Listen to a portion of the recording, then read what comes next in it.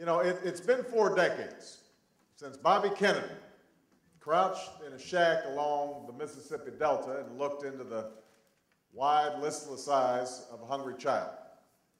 And again, he tried to talk to this child, but each time his efforts were met with only a blank stare of desperation.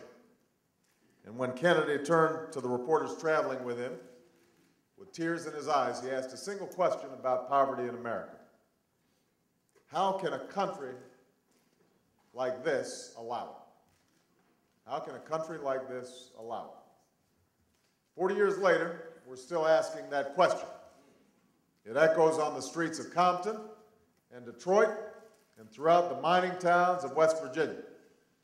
It lingers with every image we see of the 9th Ward and the rural Gulf Coast, where poverty thrived long before Katrina came ashore.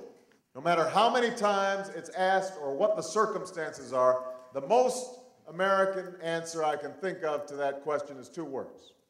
We can't. We can't allow this kind of suffering.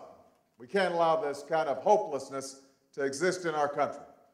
We can't afford to lose a generation of tomorrow's doctors and scientists and teachers to poverty.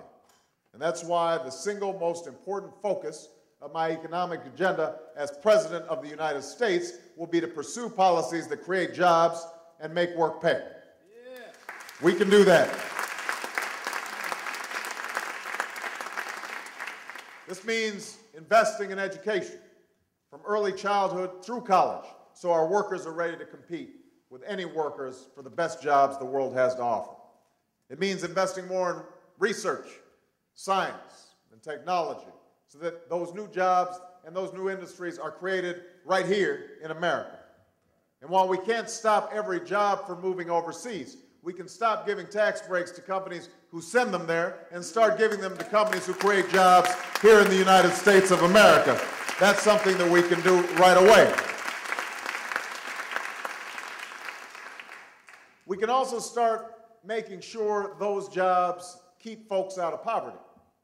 When I'm president, I will raise the minimum wage and make it a living wage by making sure that it rises every time the cost of living does.